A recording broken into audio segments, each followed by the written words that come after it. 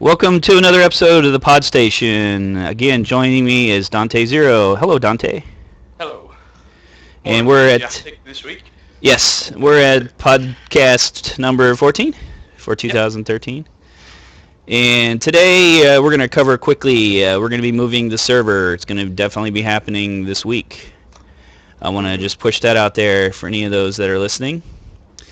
It's been announced to the staff, but we'll put it out here. We've had some comebacks in terms of Kruger and Warbear coming back on the scene. They had some technical issues, but they are back, and so we'll be doing some stuff with updating our staff and changing things around a little bit. I'll just throw that out there. And today's topic, PS4. Before we do that, Dante, your PSN pick of the week. Yeah, there's two things we actually need to cover before we go into PlayStation. Okay, two things. for talk, which is, as you mentioned, PSN pick of the week, but also something that we touched upon last week, which was to do with gaming resolutions for 2013. Oh yes, I almost forgot that.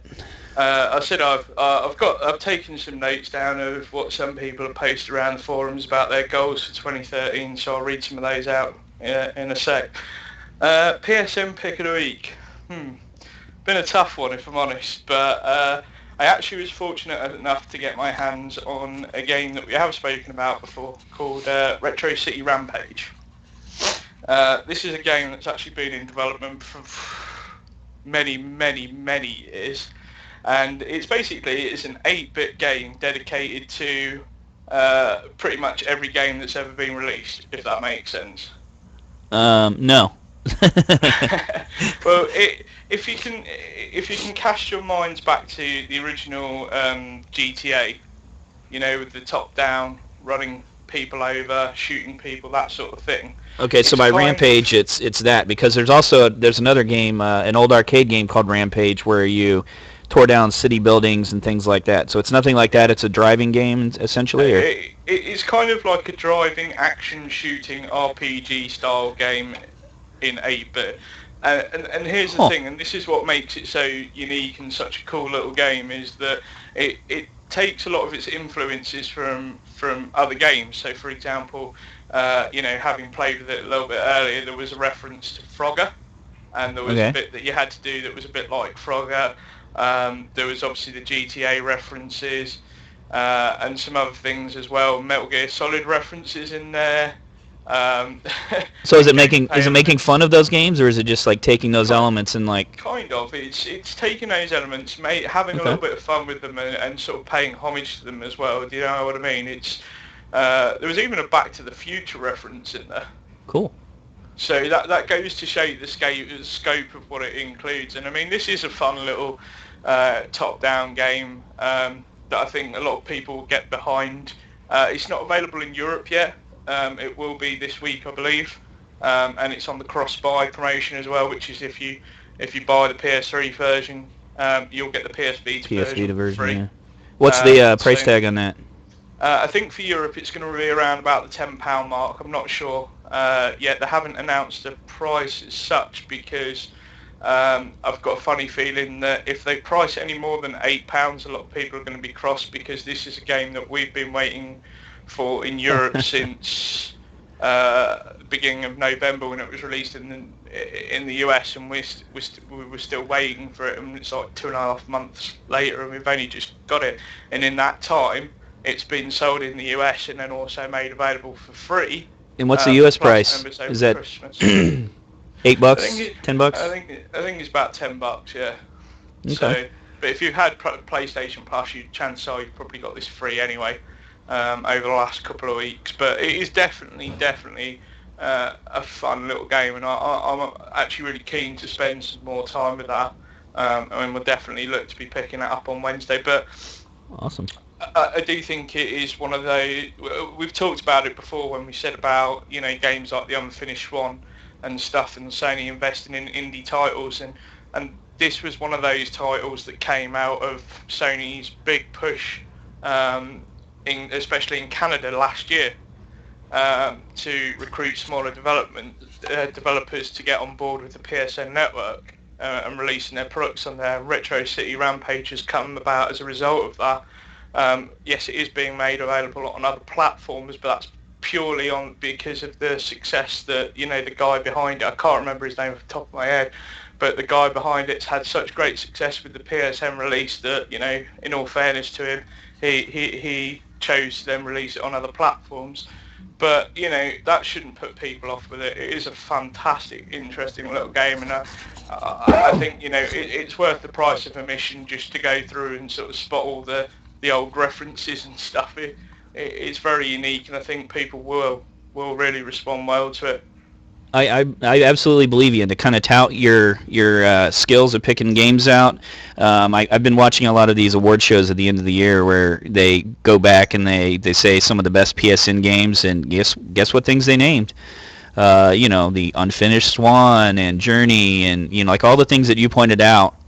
Were clearly the games that were liked by the majority over 2012. So. Sounds like you're really picking some winners here. And the thing with it is that a lot of these games are well announced well in advance before Sony makes a song and dance about them. So it is worth sort of if you see if you ever look at release schedules, for example, and you'll see a title with no links or anything, or that just says to be a confirmed release date, it's always worth going and checking out a little bit more about that title if you can find a developer name, and then follow the developer, and not necessarily Sony's marketing, because as we discussed last week, that isn't particularly great. What marketing? But exactly. So I find that if you find the developers, pages and stuff, and you keep track along with it, you can pick these out for yourself in some respect. A lot of them tend to be kind of no-brainers. I mean, you look at the success that game company have, after they released Flower, everything was pretty quiet, and when they started to talk about Journey way before Sony started to talk about Journey, and they have developer diaries and all those kinds of things, and that's where the hype really came from behind that PSN title, to the point of where, as we saw recently, it's won an absolute ton of awards. Yeah. And had a really successful year last year, and I think we're set for some more. In fact, I'm glad you mentioned about picking out PSN winners, because there is one other title that I need to update our look at 2013 with, which is a title called Rain. So keep your eyes out on that in the next couple of days. That was something that was announced and kind of really forgotten about since E3. So I want to make sure that we get that in there, because that's coming from Sony's first-party studios in Japan. So and it's a really interesting concept. So it's called Rain. Keep an eye out on that thread, and I'll get that updated in the next couple of days to include information and a trailer with that as well.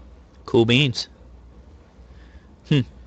Well, yeah, I've been watching a lot of, I was watching G4 TV. They're actually kind of going out of business. Yeah. Those of you that aren't aware, they're actually kind of closing that down. There won't be as much, gaming television. Not that G4 was, giving much in way of gaming television. They had X-Play and Attack of the Show, a few things that talked about video games. But I guess that's switching over to more of a Spike TV format. I was watching some of their gaming picks over the last year and some other awards things and stuff online, and it was like all the same ones. A lot of Sony titles, Sony only, and it seems like in terms of these PSN indie titles and things like that Sony's really got their finger on the pulse, even though they're not advertising these folks. There's some big winners in there, and they're all very unique takes on games, and that's what I find is really cool. Is they're not you got like. Journey with, like, you can't communicate. It's you're making bleeps and bloops and stuff to talk, and puzzle solving. You've got the Pixel Junk series. They're just things you do not see with regular retail titles. That's cool. I think one game that really sort of spun my mind last year was a game called Datura, which came from what they called the demo scene, where people make like graphics demos and stuff like that, and Sony had spoken to them, and they'd done the project before. I don't know if you remember, called Linger in the Shadows, a PSN title that was roughly I played that. It was more an example of demo scene than it was a game. And then last year we saw Datura, which then came out, which was more game focused, and that was from the same guys that had done Lingering Shadows and the same demo scene. And I've got to say that's probably about the only game that's ever actually made me feel nauseous, but for good reasons, and proper confused me. But you know, you're absolutely right. The breadth of scope that's available on PSN is crazy. I do wish more people would check some of these games out, because you know, I always find that they're nice fillers in between games, and they do have some pretty unique experiences, and you know, they're the sort of games that I'm not worried about if I get all the trophies or on them or whatever, because I don't know, trophies just seem like an added bonus for playing something that's completely awesome. Do you know what I mean? It's just like you play some of these PSN games and you don't even really think about it. You just get lost in some of it, and you know, rightly so, Journey won a load of awards because it was one of those games where, you know, sort of trophies went out the window and you really just get absorbed into the experience. And I think 2013's got some great PSN games coming up, especially if the former Xbox Live exclusive Fez comes across to PSN. I think we're in for a real treat with the likes of Fez, Binding of Isaacs, you know, and some others as well. Now, Fez is the platformer where you can rotate in a so 3D environment and stuff like that. I've seen that one. That's pretty cool. It's a 2D platformer in a 3D world. Yeah. Yeah, there's, you know, the other thing about some of this is you picture how do you come behind those, because a lot of these are so innovative, you can't picture another studio saying, well, I want to try that, because it's already been done. So there's also kind of a handicap there where it's almost like they're locked into the studio making a second and third version of it themselves, and that's probably all you'll see of some of the innovative stuff. But I always find that the downloadable titles seem to be the most innovative, if not the least talked about. That's the weird thing about it. There's so much innovation going on behind the scenes with indie titles, and it's not just on PSN. There are a lot of other platforms where there's so much innovation out there, and you know, you look at some of the big budget studios that pay 40, 50 million pounds to develop a title, and you think, why aren't you talking to these guys? Because, you know, these guys may be selling their products for a few dollars, but at the same time, they're the ones getting 5-6 million sales, not just purely because they're so cheap, but also because they're so innovative. And I think Sony's really got their thumb. Well, the other thing too, look at the big retailers. They stick to the same kind of. How many sequels do you get? You know, they stick to the same format. They know it works. They know it's like Call of Duty and stuff. You know, why change it too much? You want to be innovative, but at the same time, if you deviate too much from the main scheme of things, you could hurt your what was it? version 7 when it comes out. 2011 was nicknamed the year of threes or something, wasn't it? Because we had like things like Gears of War 3, and then you had like Uncharted 3 and Saints Row 3, and just everything with a 3 on the end of it. It's like crazy. And well, there you go. Say, you know, surely we need to push past that and sort of take it further, which we'll probably discuss things about having numbers on the end of very shortly. Yeah. Speaking of that, we probably need to bump up and let's talk about resolutions. Let's just move along. Let's get resolutions out the way. So last week, obviously, we gave some of our resolutions across things that we wanted to do that were gaming orientated in 2013. Katie, I think you said you were going to pick my nose less. Yeah. Oh wait, no. Yeah, but you said you're going to try and expand your catalogue and sort of branch out a little bit more. Well, yeah, my focus is to not worry so much about trophies and to try to pick games more for fun and experience. And you know, I'm looking at you know, obviously I've got some things on my horizon that I really want to play, like The Last of Us, GTA 5, things like that I'm definitely going to get. But I'm going to stay away from, you know, like, you know, I've made a resolution to kind of stay away from the next Treyarch Call of Duty, you know, Black Ops 3 or whatever the hell it may be. things like that. Just I don't want to get absorbed into, like, I play online with all my friends, first person shooter, I'm gonna buy it just because of that. And you know if you don't like it, and I don't like Black Ops 2, um, I don't want to force myself to play it. And I realized this, really the big thing was, like, I could play some of the older Call of Duties and they were more relaxing, going around just having fun, hanging out. And then, like, when they have so many problems with Black Ops 2, it's stressful. And I noticed that, like, I play it and I'm like more, when I'm done playing it, I'm not relaxed from, like, enjoying gaming time. And I want to get back to that. I want to reach that zone where I'm like, I'm playing a game for fun. Like, you point out a title or something, and I'll get that. Just like you're talking about with the PSN experience. Because there's a lot to be said about that. You're paying a couple bucks for an experience that, you can get really involved in, and a couple hours long, certainly. But at the same time, hundreds of hours long. Yeah, and in some cases, that's a lot of content for a little bit of money. And even if you're only playing for a few hours on some titles, that's still, you think about the single player on, like, a Call of Duty or something like that. I mean, what do you get out of that? A couple hours. So, 5, yeah. I mean, I want to hit that zone again where I'm just having fun with gaming, because if you're not having that, then what's the point? And my resolutions for this year were more statistical, which going for the platinums. Kind of, well, yeah, it's going for that milestone of 200 platinums. So and aiming towards that, and it was interesting, really, because tracking through the threads, trying to find what people's goals or resolutions were for 2013. It was exactly that contrast. On one hand, you had people saying statistical stuff, certain targets they wanted to hit, and on the other hand, you had people that were similar to you, in the respect that they want to start playing more games, that they really want to play, and stuff that's been sat on the shelf for a while that they've picked up that they haven't really given it a chance. So this is the year they're going to do that. Which is weird, really, if you think about it, because when we brought this topic up, we last week, we didn't really give it too much thought in that respect. But then, as I say, having tracked through it, some of the things that people were saying sort of resonated with what we were saying, really. We hadn't even really done a direct comparison.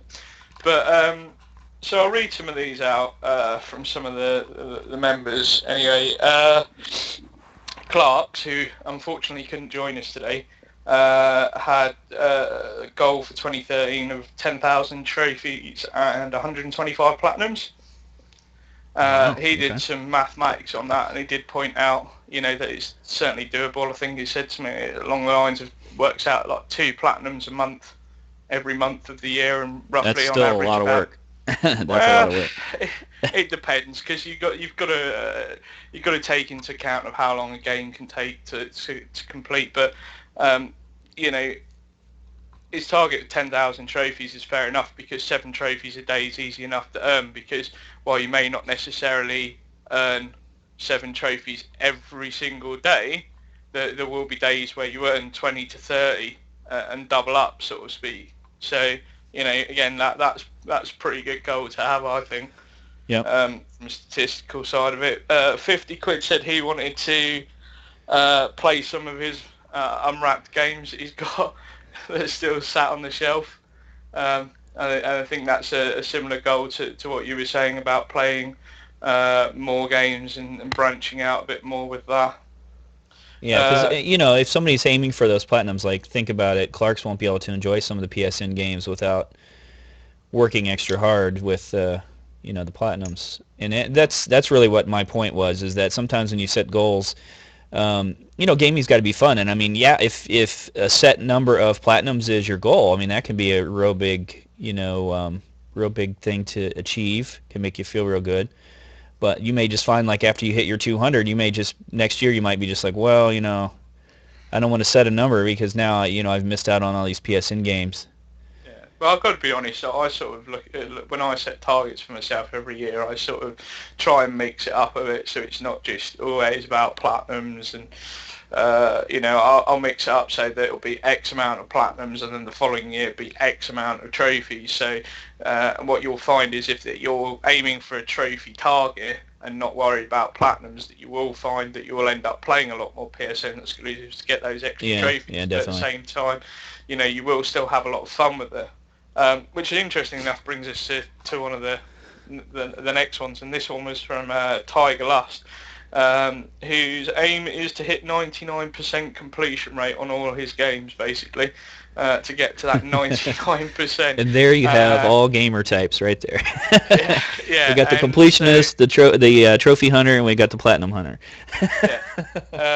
I think having a 99% completion rate is fantastic to do. I don't think I'll ever get anywhere near that. I think that's a good target to have, and I think he also said that he was aiming for 100 platinums and 100% on 100 PSN games as well.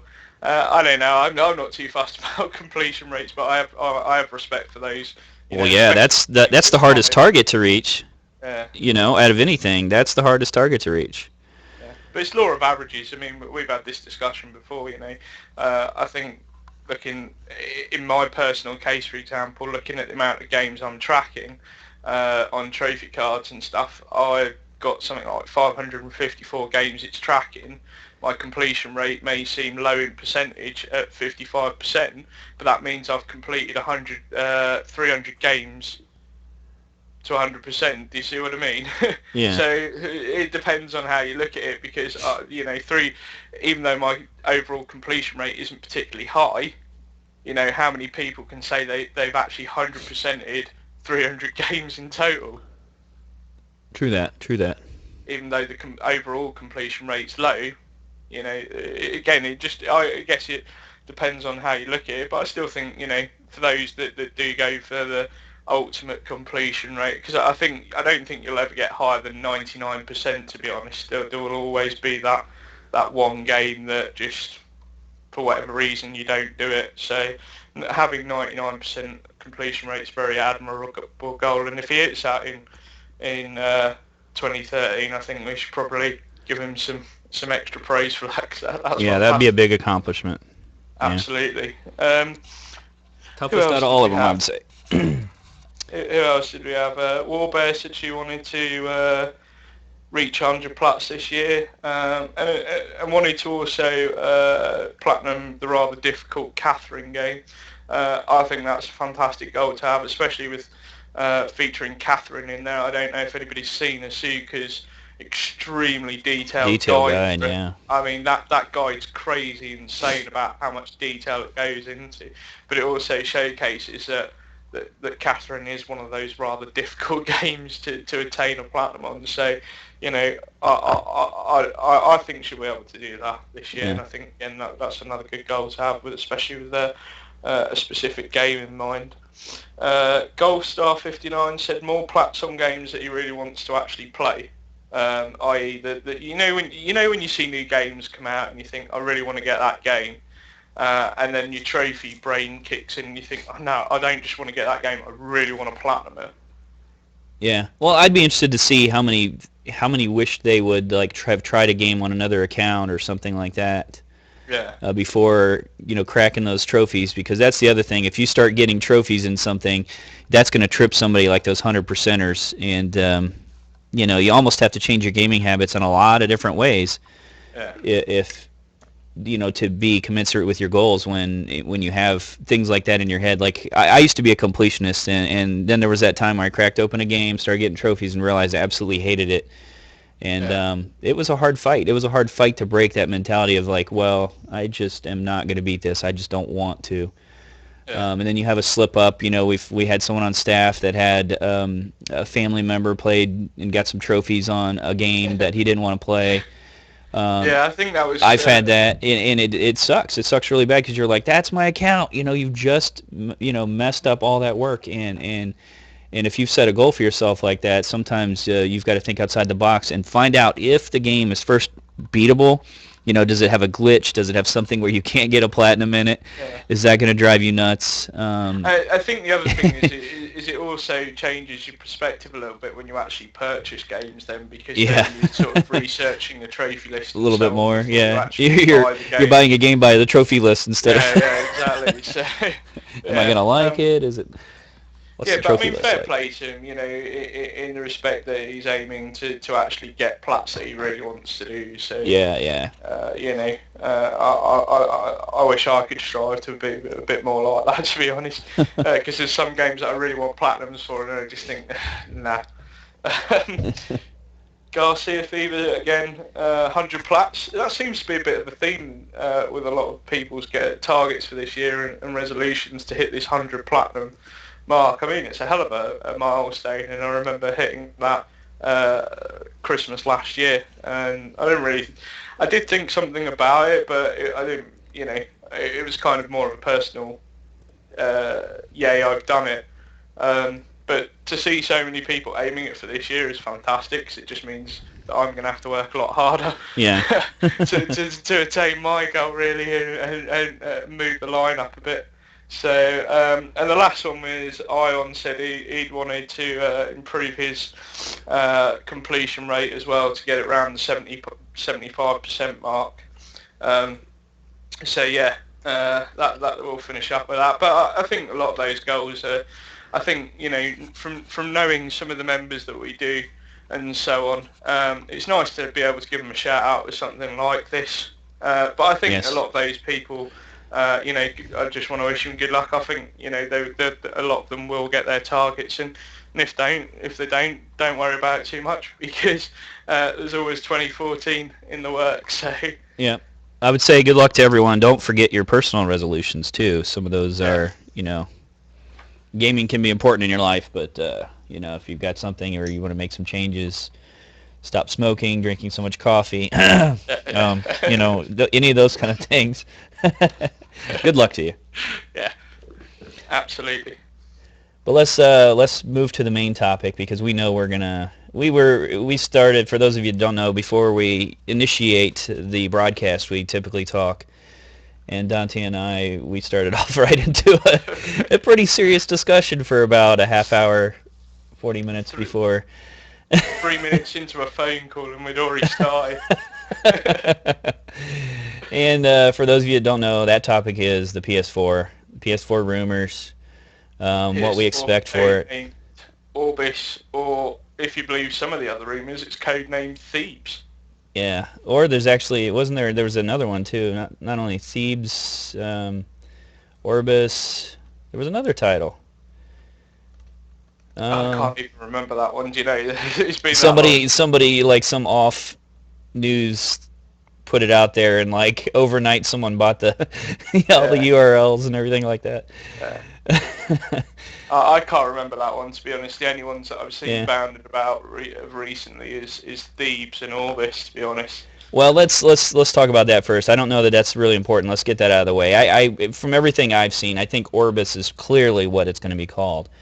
There was some talk about 4 represents death in Japanese, the pronunciation for it.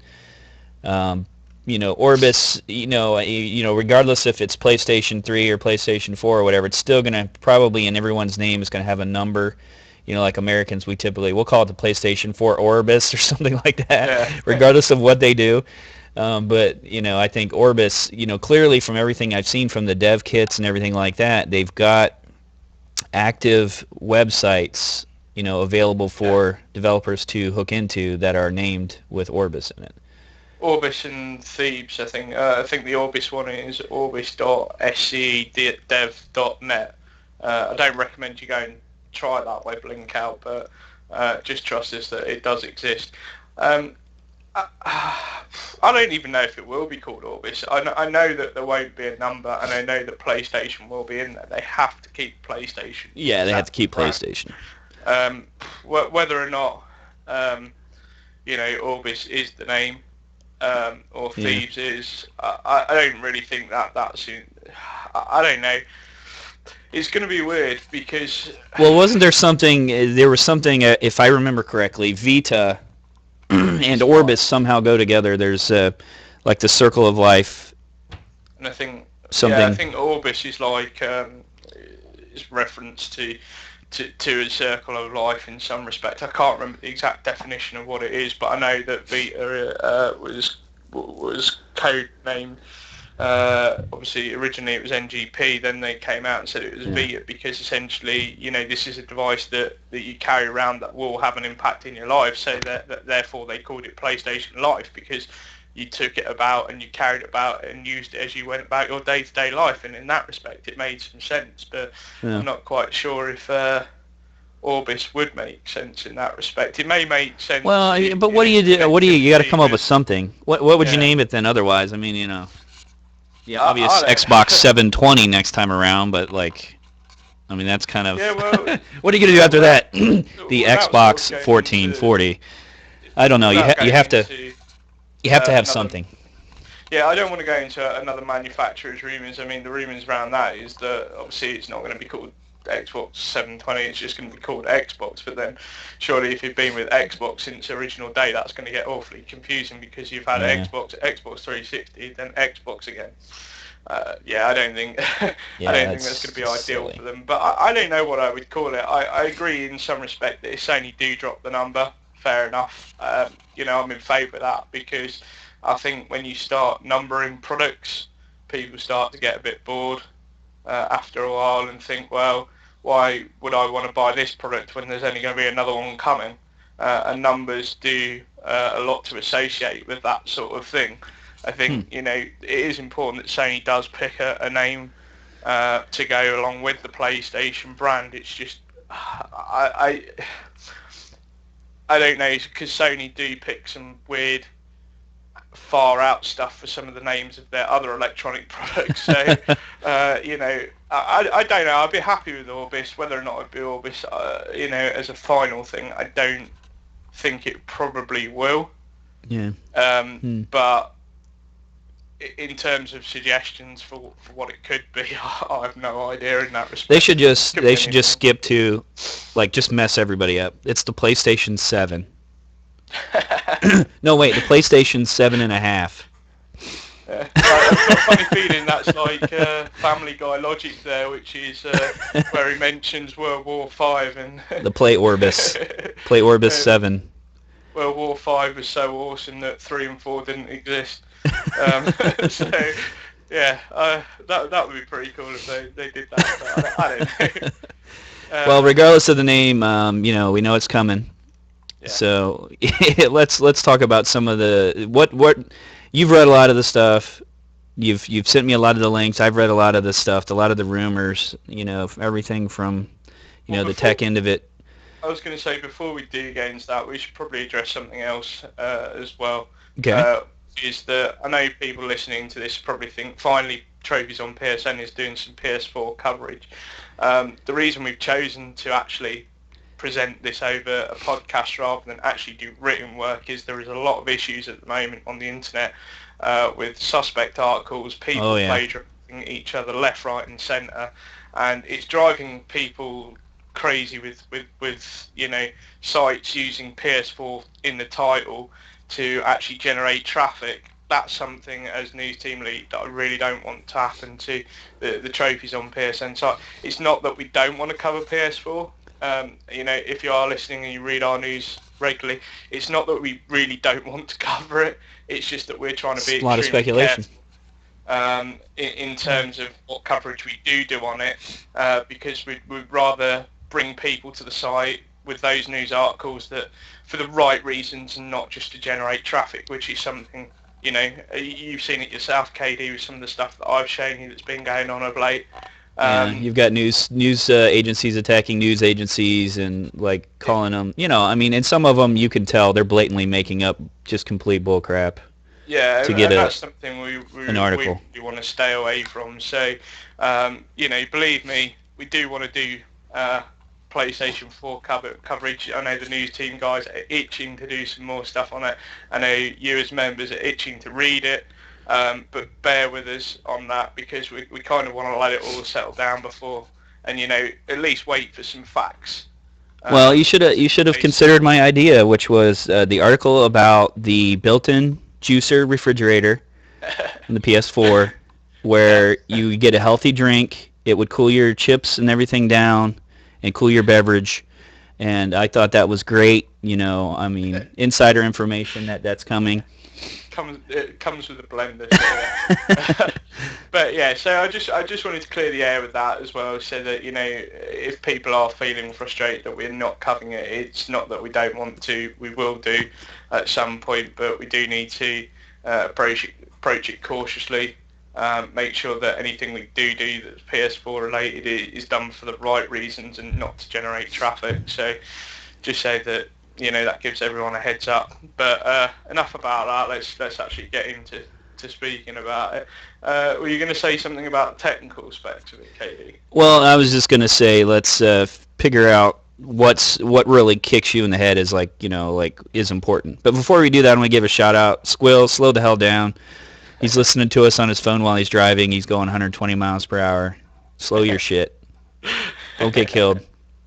Yeah, stay safe.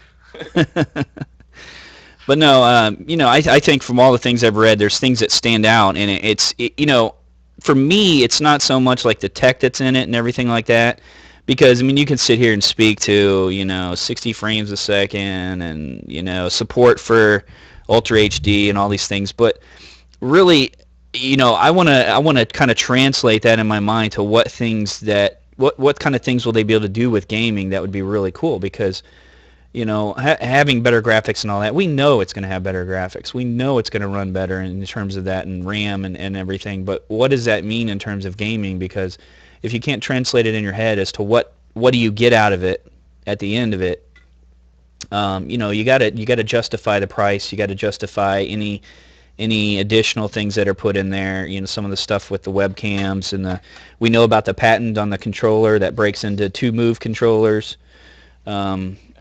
These kind of things, it's like what I want to try and figure out their overall thought process of what they're trying to bring us, more than anything. I suppose we have the advantage though in that respect that we have been reading up on this, but I've got a funny feeling that while we can make assumptions about what that means for us as a gamer, I think people are still going to want to know some of the technicalities of it. Okay. So we should probably cover some. Let's just go through them then, and let's what you've probably got a list down. Yeah. I did. You just want to go through like RAM. You want to go through like RAM and the video CPU combo. Yeah. How do you want to do it? Well, I'll go through some of them and I'll expand a little bit on them. I won't just quote numbers because I don't think that helps anyone. But we should probably start with the memory side of it, because this is one of the biggest problems that PS3 currently experiences at the moment. It's got about 256 of video RAM and 256 of physical RAM, which is why things like the cross-media bar run slow, which is why some games require 5 gig installs and so on like that.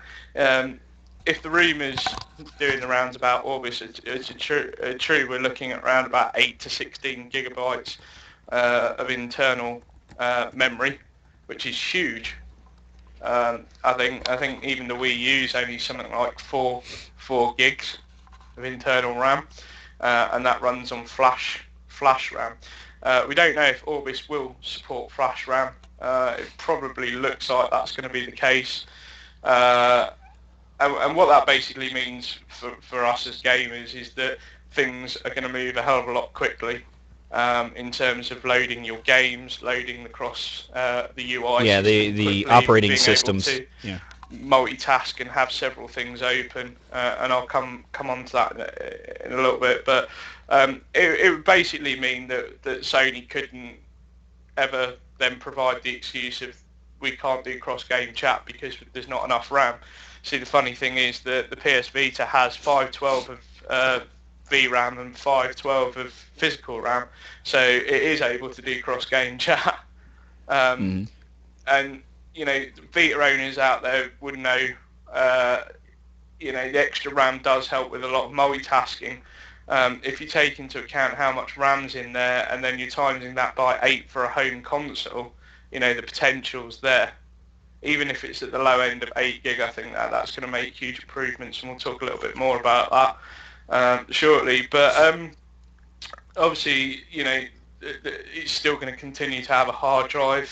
The numbers bounding around about that anywhere from 250 to 320 gig, possibly solid state.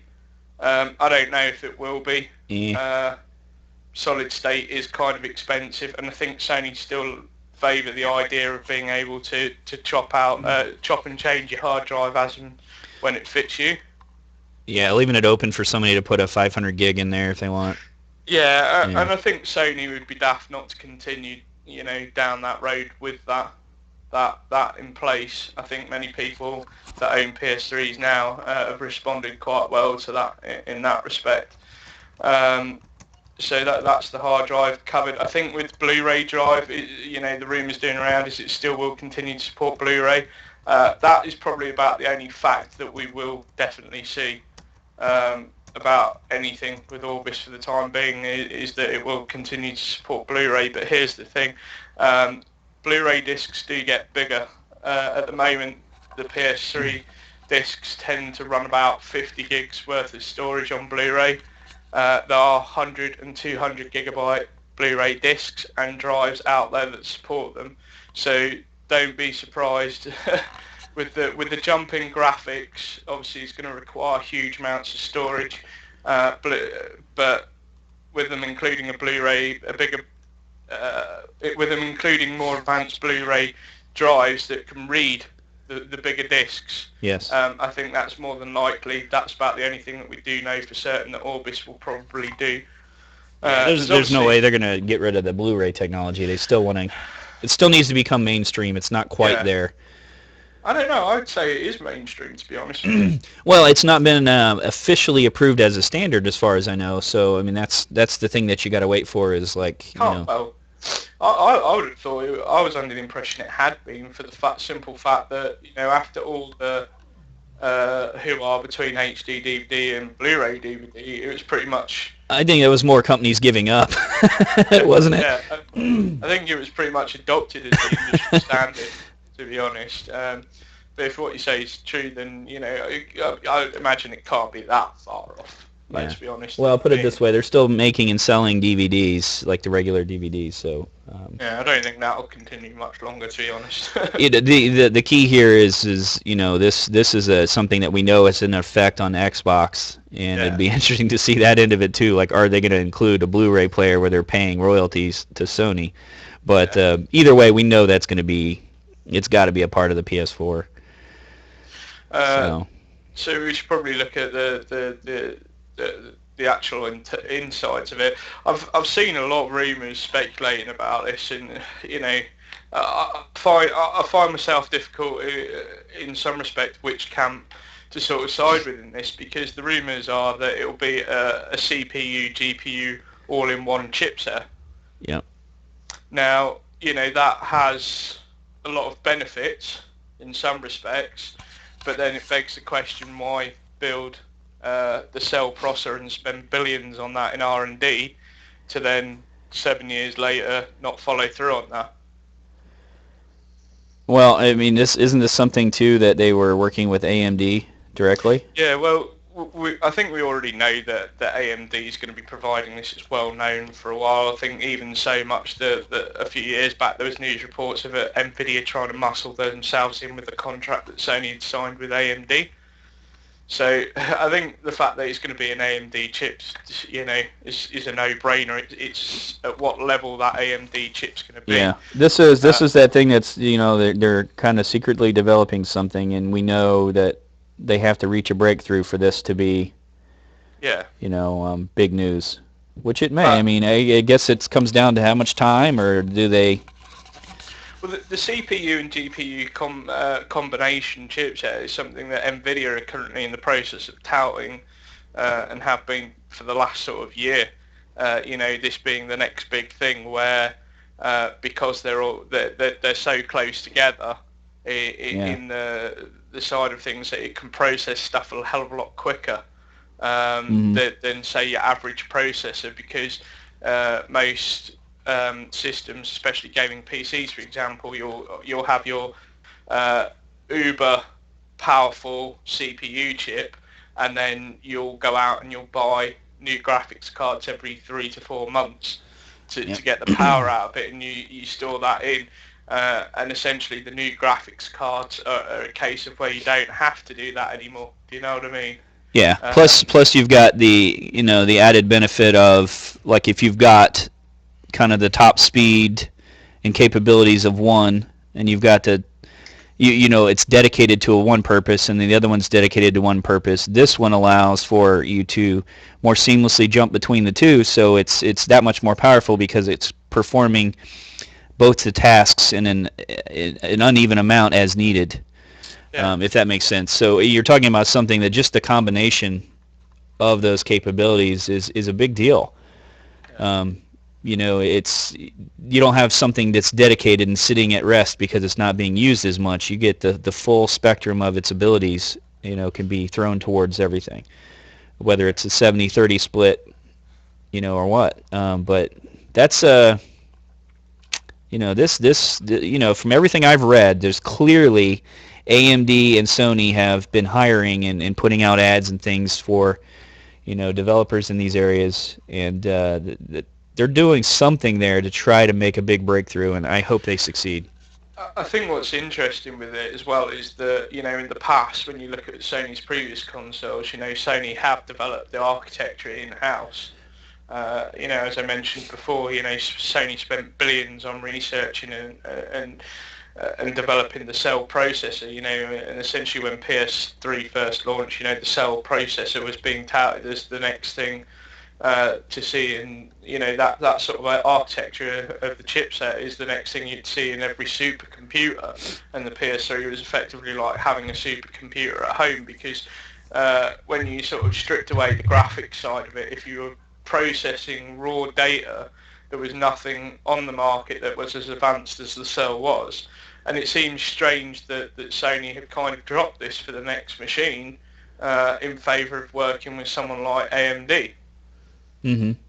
I don't know, because it also raises an interesting question, which is, if this CPU GPU combi is in development with AMD, one might be tempted to question the backwards compatibility aspects of stuff.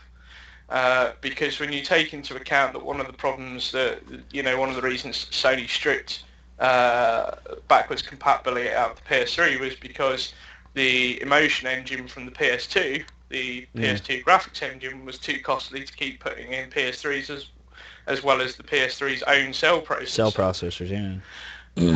How is Sony going to address that with something like the new cell processor into a new machine with whatever it is that they're working on with AMD?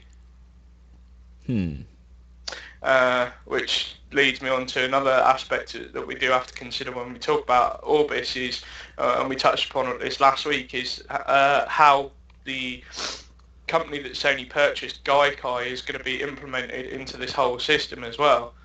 For those that don't know, that Gaikai is essentially a game streaming service, a cloud-based game service. I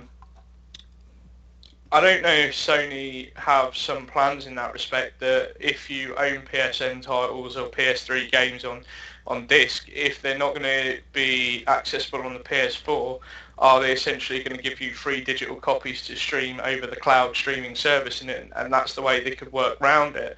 But if that's the case, I don't know, would I guess we could assume that's pretty costly. I don't know, what do you think?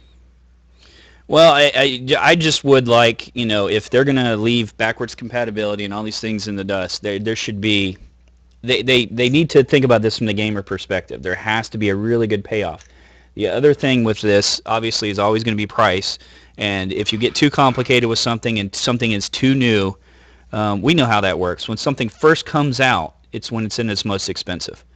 Until it is proliferated the market, people are buying them, they find new ways to make them cheaper. So my thought process is always, it's a result of what we're going to get, the overall cost. I'm one of those people that bought the PS3 when it first came out, and I was paying $550, something crazy like that, which is, $300 more than I can get it for right now. And, supposedly they were taking bigger losses at the beginning. They were selling them for less than what they were costing them to make, and I just... You got to find all those happy mediums in there between costs, performance, and state of the art. while it can be great, you also got to figure out what are the benefits versus, the cost. Yeah, well, I mean, Sony have said in the past that when the Sony have been quite coy about talk of another hardware version coming out. Do you know what I mean? When people have asked them directly, they've always said, "Well, we don't speculate or comment on rumours." On the odd occasions that they have chosen to speak up, they have said things like, any new hardware would probably incorporate current off-the-shelf parts, which leads me to speculate about the cost here, because what you've got to bear in mind is that when the PS3 launched, the architecture was so new that it's no wonder they were selling it at such a huge loss, because they were still revamping the architecture, if you know what I mean. So, and they were still having to manufacture the parts themselves and so on. And with well, I still enjoy my 60 gigabyte backwards compatibles.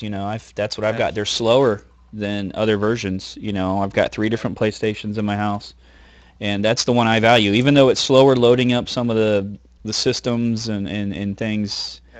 There's, I don't know, just having that ability to pop a PS2 disc in there, and I don't even really do it that often, so it's...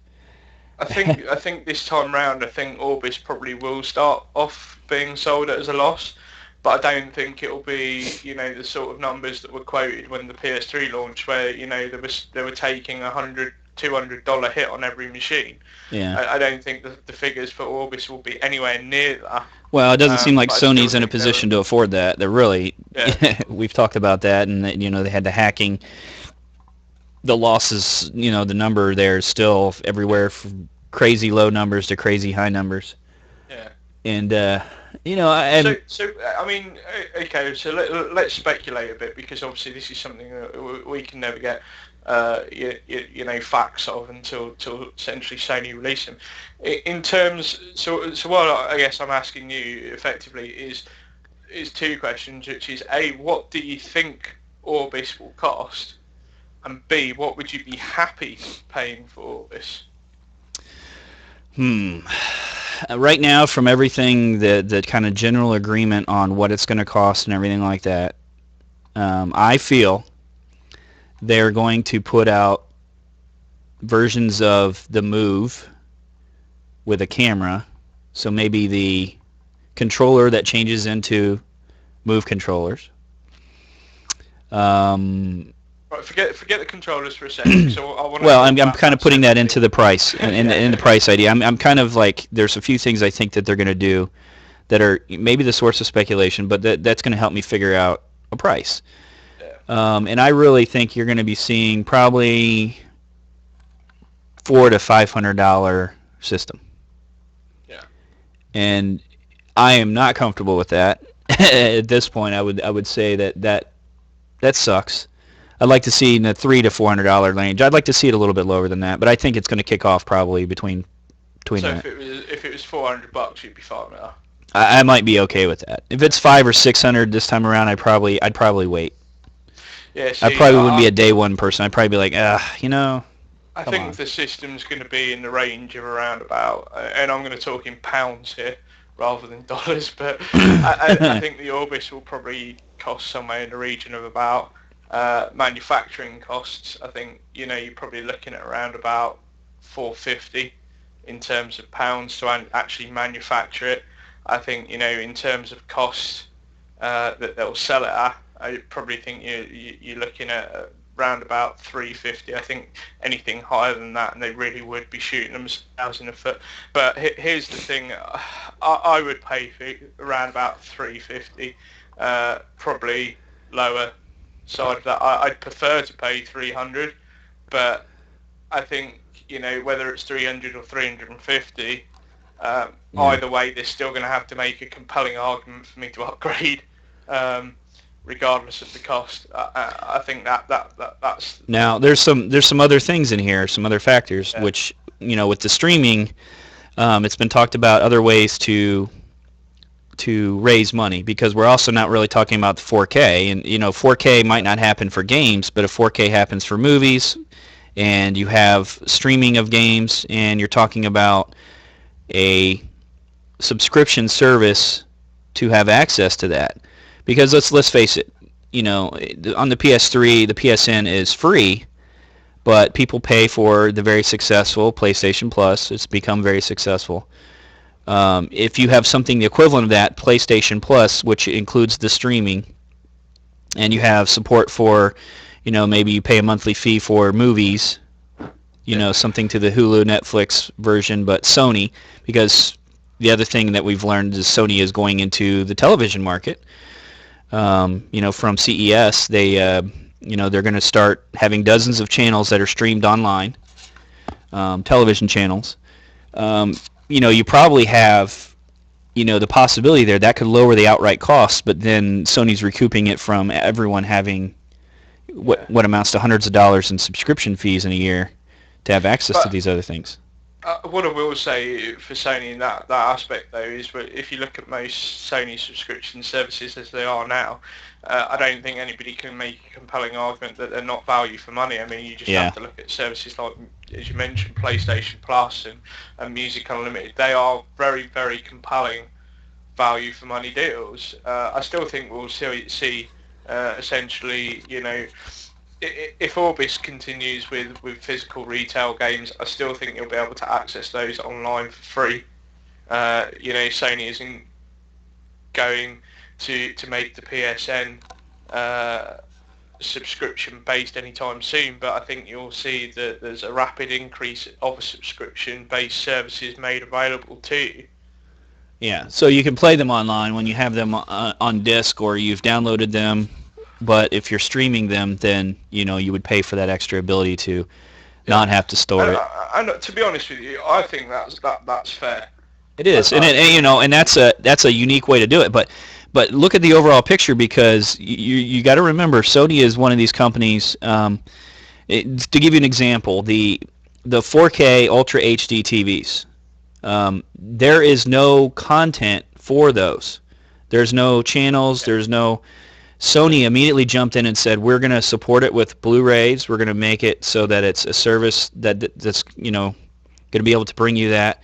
We are going to have these channels, and they're looking into dozens of channels that they'll be streamed over the internet that will support 4K Ultra HD.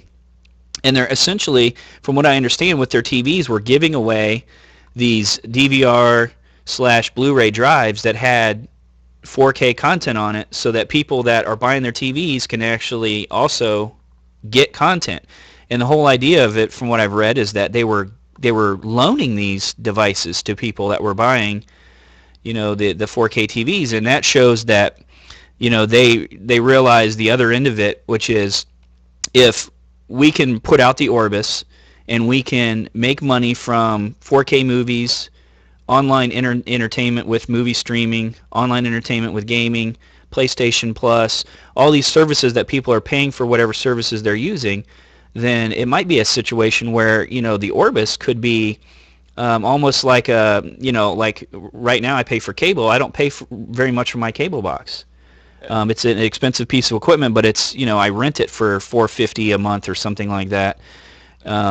And you know, that their potential's there for them to do the same kind of thing with Orbis if they have that like-minded application in the gaming industry.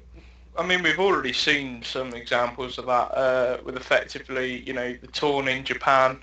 I don't know if you know what Torn is, but it's like a HD PVR add-on for your PS3 where you can get cable channels streamed into there. They've done a similar thing in Europe with Play TV, which had TV tuners in it, and you know, you could hook it up to your aerial and get that. Funny thing, actually, the Japanese Torn system, you actually get trophies for watching TV, which is bizarre. But yeah, I remember hearing about that. but yeah, I get what you're saying, and I think that the success of that is also going to depend on, in some respect, about regionalisation as well.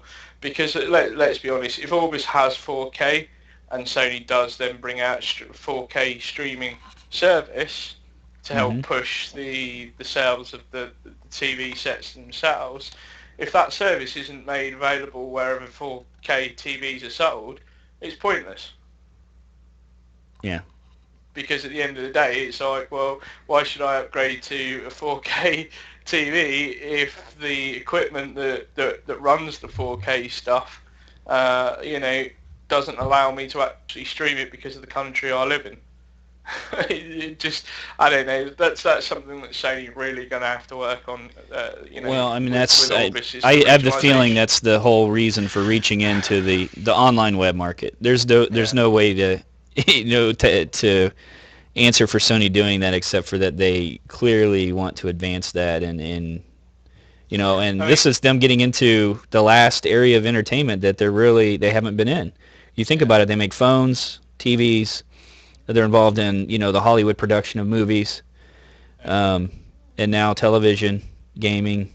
I mean, they got their bases covered. So Yeah, and I think Orbis is the way to sort of merge all those, and it'll be interesting to see how they do that.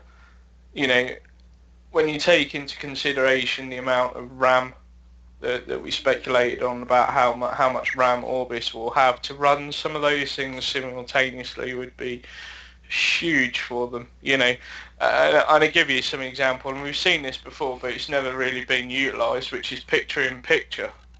Do you know what I mean? That uh-huh. sort of thing. And when you've seen picture in picture, it's never been utilised effectively. But let's say you have access to a 4K streaming service that runs like a normal TV schedule. So, 8 o'clock, The Walking Dead HD comes on in 4K or whatever. You're in the middle of playing a game. You know, it could Orbis could potentially tell you, right, well, your scheduled programming's coming up. Do you want us to stop the game and switch over, or would you like a picture-in-picture system and have it, in the top corner without intruding too much into your game, so that you can still continue to watch your TV programming and stuff? And Sony really have the opportunity to do that with something like Orbis that actually fulfill the promise of something like and then picture-in-picture would do, and then in the other especially. corner it goes bing, and you get your multitasking couch potato trophy. Yeah. No, I just I think that's one of the things with the cameras is I think one little known use is you could use it as a phone. You could use it as a video phone. So picture your Orbis system with your TV, and you've got your camera that came with your Orbis, and you just call so and so, and it makes an internet call. Yeah. Utilizing Skype or something similar to Skype, and It's similar to the way so Samsung smart TVs do at the moment, where they have a field set of apps, and you can use the TV to access Skype with an extra camera.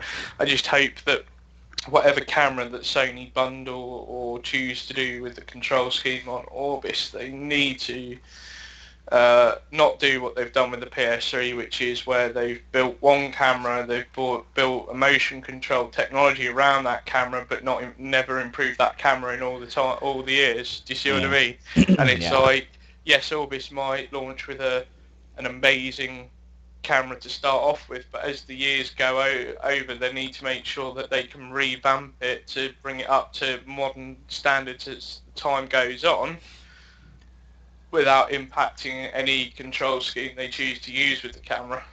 Well, see, all that stuff's more important to me than like voice activated and all that other Yeah. stuff. I think you're seeing there's clearly a coming together of the internet, gaming, movies, television, phones.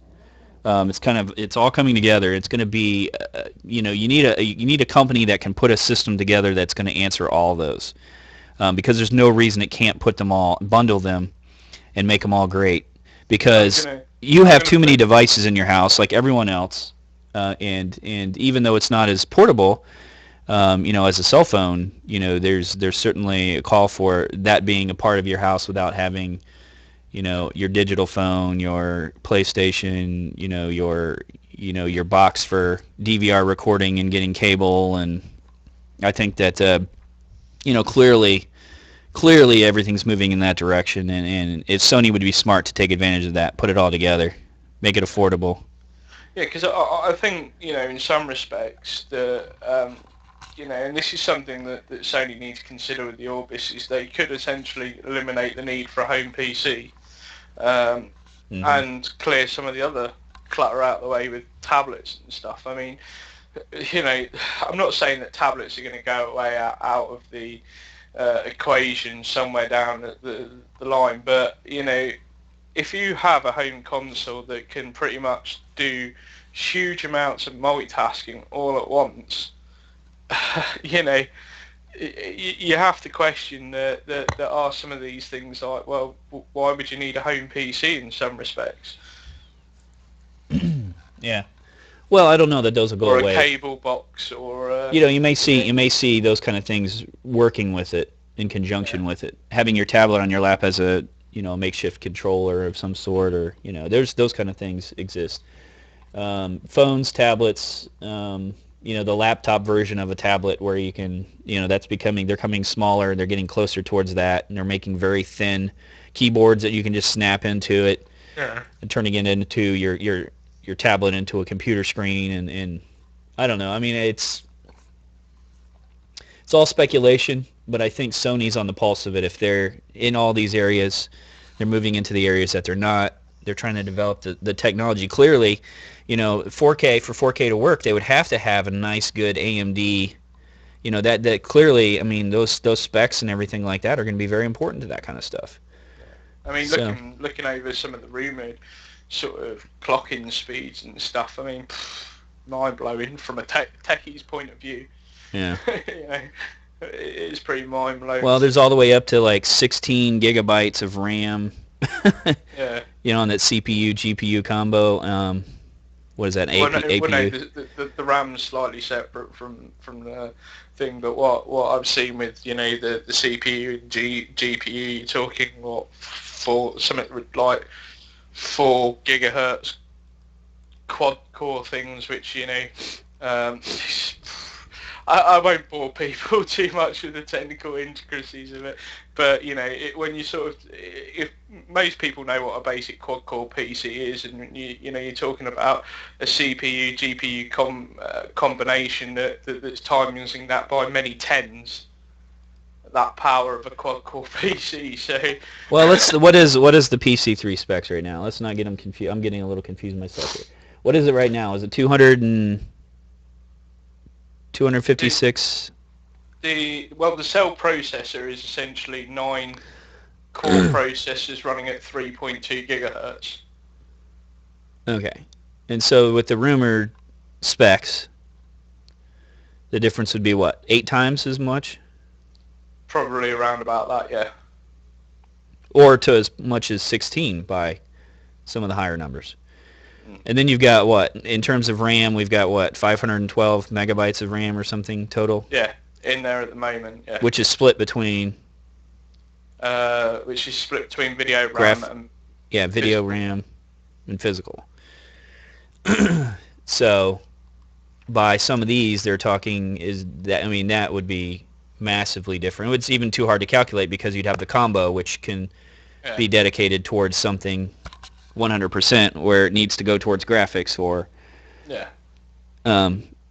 so yeah, and then I think the rumored internal RAM, forgetting the CPU stuff and GPU for a second, the internal RAM makes the possibilities of, as I said before, multitasking such a huge prospect, and this is something that I did want to cover in terms of looking at what sort of UI or OS system we can be looking at with PlayStation Orbis. You yourself probably know that a majority of the web is all migrating to HTML, which is considered a faster format. But when you then chuck in the amount of RAM that the PS4 Orbis potentially might have, even something as simple as web browsing is going to be a dream to do on that device. Well, I mean, you're already talking about the stats on my laptop that's a few years old would be buried by that. Yeah. And I guess the only other thing would be interface-wise is having a keyboard or something, which obviously they have. Most people probably aren't aware of that, but you could just get a keyboard and hook it right into your PS3 and even doing a Bluetooth keyboard, I believe. So, I mean, it's one of those things that the possibilities there. Well, see, some of the rumours I've seen regarding the OS is the ability to do stuff like, for example, if you're in a game, you're playing your game on your Orbis, and you pause the game, and you want to purchase DLC for the game. So Downloads in you the can background. do that from the pause menu in the game. You can do that seamlessly.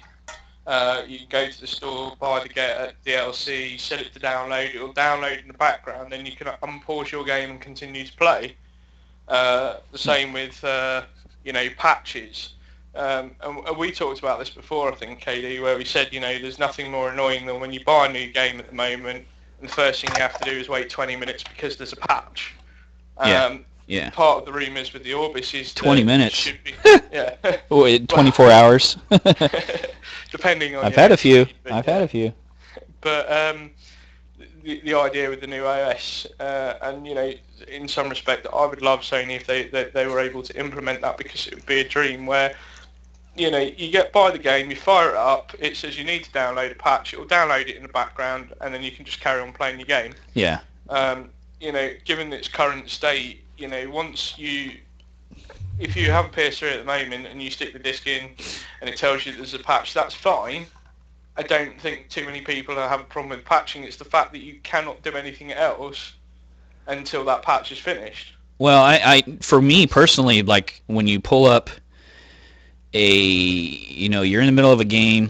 This happens a lot where you're in a chat room and you pull up the chat room and you're going to that. That is so time consuming, and like my PlayStation will hang up trying to get out of that before it'll go back to the game. I mean, you can accidentally tap the center button when you're playing Call of Duty and you'll have died 5 times before you make it back into the game. Yeah. And I mean, that's why I say, like, back to my original comment, is knowing the benefits. Like, if, I can clearly say, looking back on it, I would easily pay $600 for something where, I'm like, as an example, I'm like, Orbis, pause game, Google trophies on PSN, show me my trophy list, pull up, record Walking Dead. It's just start, I mean, picture that. If you have all those abilities, I'm paying $600 for it. I'm paying $700 for it. In a heartbeat. Yeah, in a heartbeat. But, the question, too, is will it do all that stuff? Are they looking towards that direction? And I think they are. I think they are, at least in a little bit. Have you seen any of the Wii U stuff? No. I'm so completely...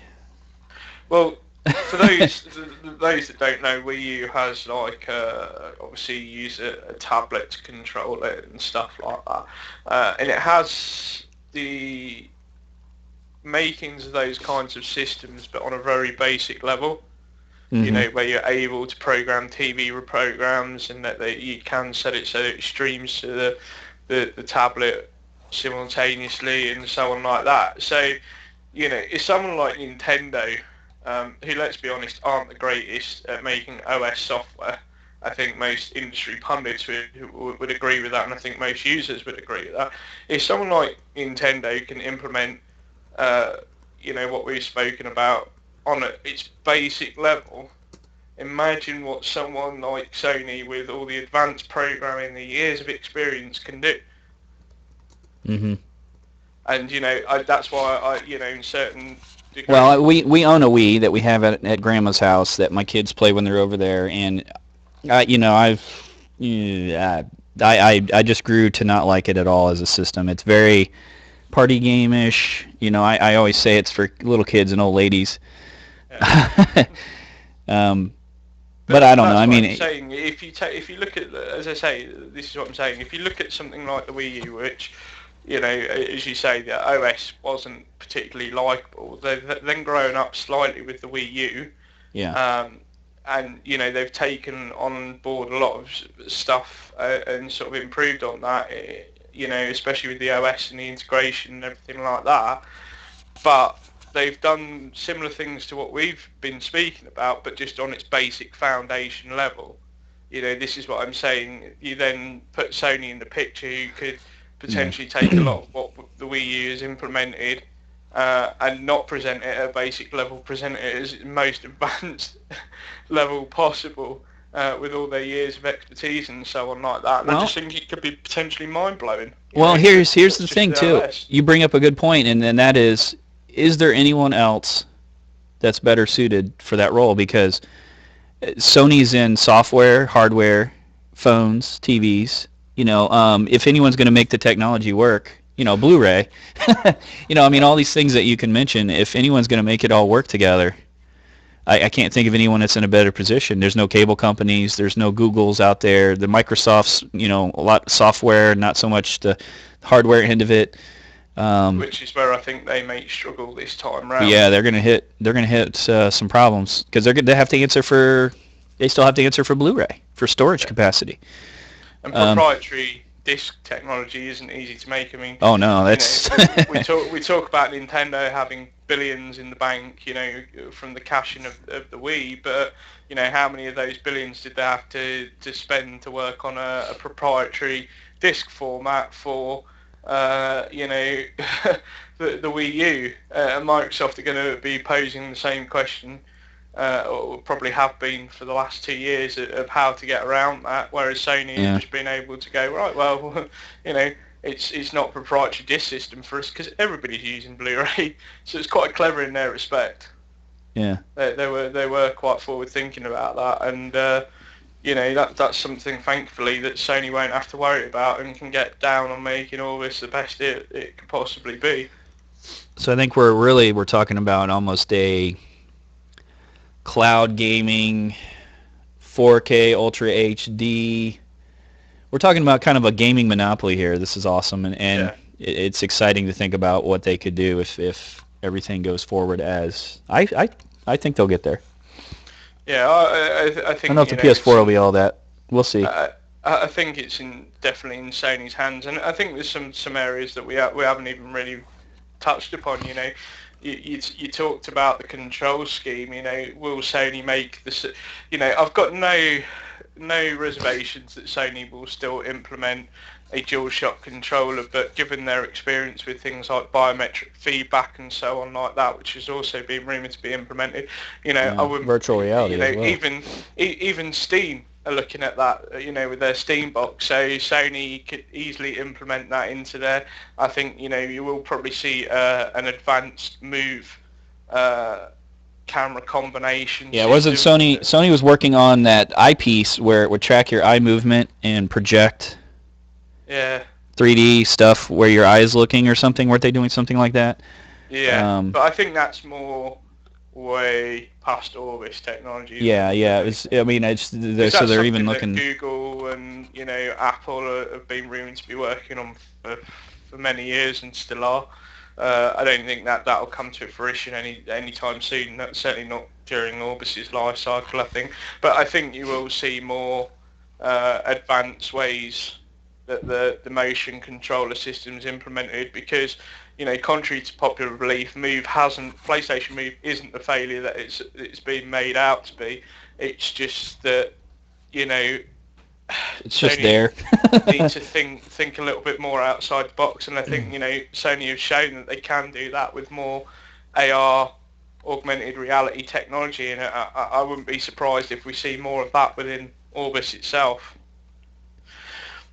Well, and I think too, with the Move, there's only so many. The other thing is like game types. It's not as robust as like you may think it is. I think it has a lot more applications, and it's an area I don't really care about. Is like, being able to move around and activate your, like being able to control the store by waving your hand and paging through things and stuff. I mean, I don't, give me a controller. Call me old-fashioned, but I don't care to be able to even really talk to it and have it listen or do any of that. I think we'll see the old style control system still very much implemented with new fine-tuned features, as I mentioned, the biofeedback. But I think we'll also see that Sony will continue to look at motion controlling and stuff and try and feature that in. And that's not a bad thing, because it does mean they are not forgetting their old technology, so to speak. They are trying to push it forward. Yeah, well, that patent was simply a dual shock that had the two globes, and in the front. Where you would typically plug the DualShock in, there was just two globes, and it split apart in the middle. It's not too crazy. I mean, if it's a normal controller and it feels normal in your hand, and it has something like that, and maybe they could make the Move more of a part of everything. Because the other thing is where you have the controller in front of your body and how you're moving it around. We had the motion control stuff with it. Maybe that would augment it in some way. Yeah. But I don't know. It's not something I really particularly care about. I think that's one of the things about the Wii is just. But I think even if you take the Move controller out of it, I still think you will see a push. What was it? Sony Somebody in regards to AR. I don't know if it was a tech. Maybe it was a tech something. Maybe it was a show or something I was watching. But I remember somebody saying like they don't want to have to work for their gaming. You want to sit on the couch with a controller. You don't want to have to like jump up and down and move all around. Yeah.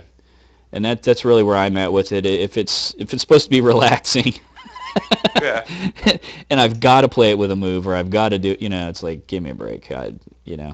Those things are the things you use a couple times, and you're like, well, I'm not going to use that. I'm going to turn that off. I think as I say, forget the PlayStation Move for a second. I think Sony will do interesting things with augmented reality that won't necessarily be considered. I guess working for your games. I think I'm being called lazy. Where you're able to take real world objects and import them into your game, I think it's an interesting concept, and I think we'll probably see more of that with Orbis as well.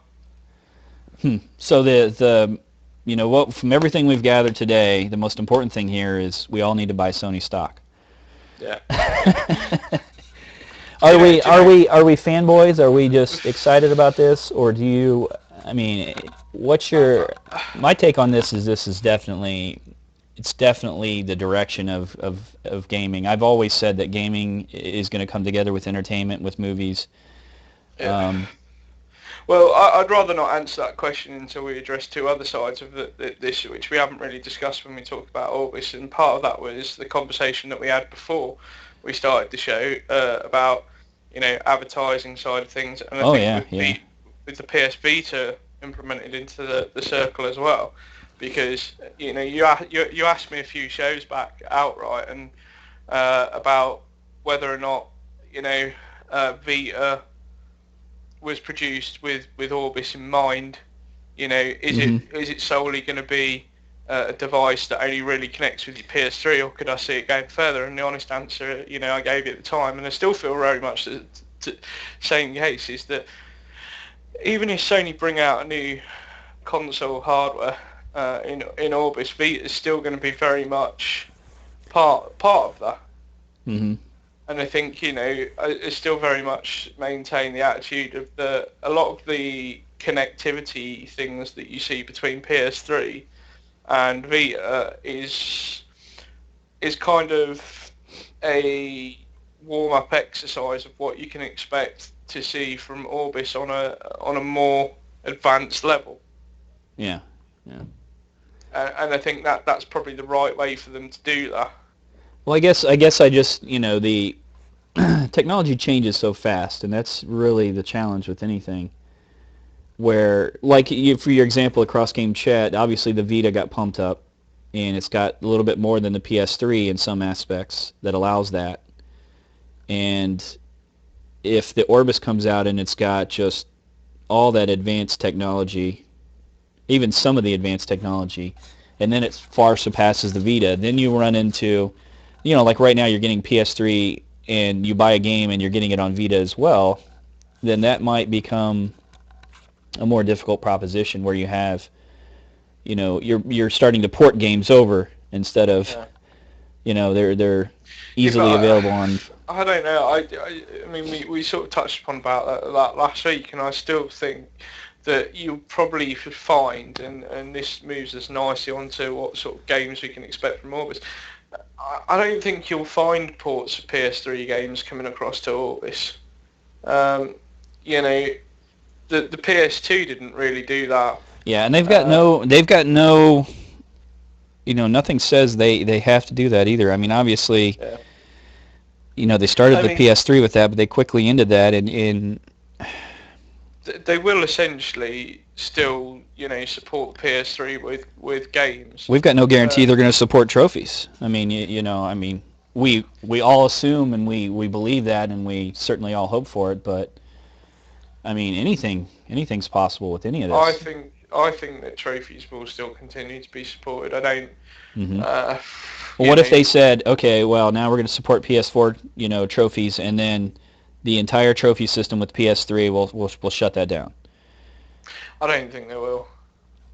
There's lots of options here. Yeah, but here's the thing: your trophy progress is linked to your PSN ID. So essentially, what they would have to do with Orbis is reboot the PSN ID system. That could potentially lead to all kinds of huge technical problems. Well, we just ran into recently with the Sony Entertainment Network as being, kind of essentially enveloping. But that only really changed the name. Do you know what I mean? Well, it made it part of a larger, it enveloped the PSN system with a larger system of entertainment, which, anytime you're putting something like that as a bigger focus, it also says that you may step away from a smaller element of something that's a sub part of it. Yeah, what I mean by that is if you're gonna support, movies and all this other stuff coming through the PlayStation, and now you've got, a couple systems that you're leaving behind that you're still going to support them for games, is there a point where you're going to leave behind that old outdated system of, i.e. trophies that go with PS3, in favor of what you're currently working on, so that you can develop more towards a PlayStation 4 trophy system if we simply cut the fat off of that? A year down the road or 2 years down the road, you say, well, we no longer support the PS3, so we no longer support PS3 trophies. Well, henceforth, my thinking is on it, as you say, with the Sony Entertainment Network rebranding exercise, is that, if you sign into anything on the Sony Entertainment Network, whether that be Music Unlimited or Movies Unlimited or other services that Sony offer as part of the SEN network, all those login details are based solely on your PSN ID login credentials, which is why I don't think you'll be going anywhere anytime soon, because as it stands at the moment, the PSN login credentials and the information associated with your PSN login credentials are effectively what you use for everything else. So to cut that system out altogether... Well, then you're also saying that, the Orbis would be used, specifically gamers they would have to be a gamer, because if I bought the system, let's say I'm interested in streaming movies and everything like that and not in gaming, then I've got to identify myself with a PlayStation Network gaming ID. How is it with other things in the world? If you log into Facebook and stuff, you don't have an ID, you use your name. You put a lot more of your personal details out there. I don't know. It'll be interesting to see, but I genuinely don't think trophies will be going away anytime soon. I think that's a system that Sony will stick with. I think they've come to know as that was their thing. When PS3 first launched, and there was a lot of people sort of looking at XBLA with the achievement system. And at the time, Steam were rumoured to be doing all sorts of things, and Apple was supposed to be doing all sorts of things. And I think achievements, whichever system you have just become such a big thing that for Sony to remove it even for a revamp would just... It would be shooting themselves in the foot. And I mean, I know Sony are prone to doing that every now and again, but with something that huge, Well, I don't know that it's that huge. Are we a big part of the gaming community, or are we a niche? It depends on your perspective of how you look at it. If you talk about people that deliberately go out after trophies, I would say we probably account for about 25% of the overall audience. But that doesn't necessarily mean that the other 75% are not interested in it. How many PlayStation 3s sold around the world? What's the number? Well, I know the number shipped. How many shipped? 77 million. We actually overtook Xbox in the last month. Okay, and 77 million shipped. your average card site maybe has, some of the larger ones have, what, 1 million people using the free, that are registered with their PSN ID using the free trophy card version? 1 million? And you say maybe Xbox is maybe even twice as popular in the U.S., so you maybe say there's a 3 million audience of gamers that are concerned about achievements and trophies out of all of the PlayStations and Xboxes sold. I think we're a much smaller part of the community. No, you have to take into... You can't base it on those stats. Well, no, but you can't directly, but it gives you an idea of... That one site doesn't... That doesn't track all of them.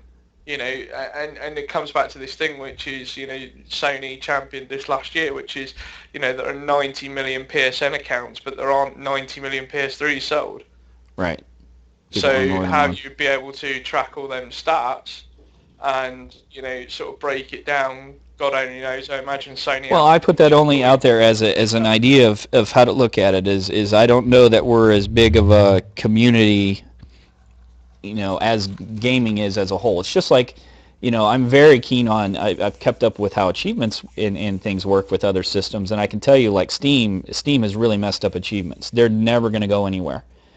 They have games with thousands of achievements, and they add them after the fact, and there's no top cap value on them. That system will never fly. Yeah. It's the same with PC gaming. It's largely dead because of all the... you know, people like the console idea of being able to put a disc in and start it up and you can go. But I think, you know, in terms of Xbox gaming and PlayStation gaming, that system, and also I'll say it right now, I think Microsoft's system's inferior to the trophy system because of the achievement score. Well, let me put it a different way then, a different perspective. Let's shine a different perspective on that. The community of people that earn or have knowledge of the trophy system is big enough to, should Sony then decide to remove that system, it would be a community big enough to cause Sony a lot of issues, both financially and from a reputation standpoint as well. All right, I'll give you that. I'll give you that one. So will it go away? I can agree with that. Soon? Absolutely not. You know, well, I just meant that fundamentally, if you change and you move forward and you stop supporting systems in the past, that, you know, we can't leave that out as a possible side effect of this. Also, it's not just PS3 trophies. I mean, you do have to also incorporate the fact that, you know, if that wasn't something they were intending to take forward, then you'd have to beg the question, why did they implement the system into PS Vita? Yeah. Because then you'd also have that community of people that you would essentially be alienating by removing the system. So will it go away? No.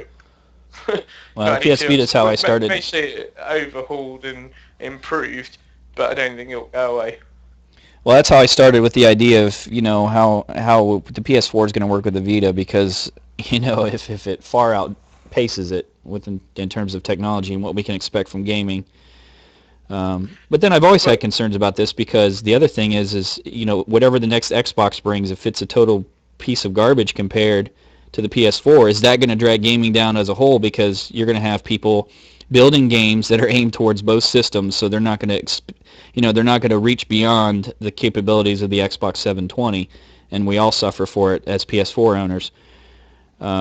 You know, that's a concern I have in my mind. But is that any different from the position we're in now? I think most people just don't really think too much about it. Yeah. I think it's because we've got used to the notion that that's the way we're in, and you know, there's no doubt. This kind of brings us on to the games that we potentially see on Orbis, but you know, there's no doubt that Orbis is going to blow people's minds away graphically. You know, for starters, it's going to be running. You know, if you look at the rumoured specs, it's easily going to be running DirectX 11. You know, and for those that have seen the tech demos of DirectX 11 and the potential of it, you know, and I don't think Sony would be that stupid that if they implement DirectX 11 into the hardware and software side of things, that they're not also going to be thinking about potentially DirectX 12 and 13 Do you know what I mean? They're going to have that in mind as well. Yeah. So I think. Well, let's hope we you don't know, get into. Let's hope we don't get into the, updating it like a computer. That won't make me happy either. Yeah, but We have to pull out, if it's improve the done RAM, and if it's done in the way, if you take into account the way firmware upgrades are implemented into PS3, and then you take into account what we talked about with the Orbis OS, where things can be done in the background without really disrupting anybody's usage, if anything, any improvements that are going to be made, because there's no doubt that, Orbis will probably receive patches after launch and so on like that. I just don't think it's going to implement. I think what we'll find is it's not going to impact gamers as much as it has done with PS3. It's going to be very hidden away because that's what everybody's asking for. yeah. And it brings us on to the discussion about dev kits, which is this thing which is that, in some respect, the PS3 is a marvelous piece of technology, but as we look forward, when Sony went about with the concept of NGP, they asked developers what sort of tools they would want. They asked focus groups, and that's the first time that Sony had really done that before. Because prior to that, it was like, well, we're going to invest and build in our own technology and try and sell it to you and get you on board with it. Now they're asking people for what they can do to make things better, actually implementing people's feedbacks in the hardware. Hence, look at the Vita. And, if the dev kits that have been sent out reportedly this month are based on what developers have asked for, and there's still time to improve those, I think, we're looking at exciting times in terms of what Orbis could potentially deliver on. Especially when it comes to games, I think we are going to be looking at some mind-blowing games. We already know several first-party studios are working on next-generation games, even if they won't say what they are. Gorilla Games have a next-gen IP. Sony Santa Monica have 2 in the works that are yet to be sort of even. Well, that's another thing too. We talked about this, and you seem to think that the release of the Orbis will be 2014, and there's some rumor there too about the reason why some of this stuff's being pushed out so fast at the beginning of the year. Is that the expectation is that it could come before the end of the year, September, October of 2013. Yeah, but I mean, Sega made that mistake with the Saturn, I think it was, where they basically turned up at E3, said we got this brand new piece of hardware. Oh, and it's in stores like 3 days from today. Now, I don't think we'll see anything like that from Sony, but for Sony to say, well, it'll be available next month, they're kind of tempting fate a little bit with that. Well, let's see, when's E3? August, July. July, the end of July, right? Yeah. I don't know. See, this is where you can be guilty of reading too much into stuff, because a lot of games are being pushed out for the first half of this year. Now that could indicate that they're clearing their slate, if you like. They're trying to push them out as early as possible to ensure that they'll still have sales traction towards the end of the year when a new system's announced. Now, that doesn't necessarily mean the system will be, released at the end of the year.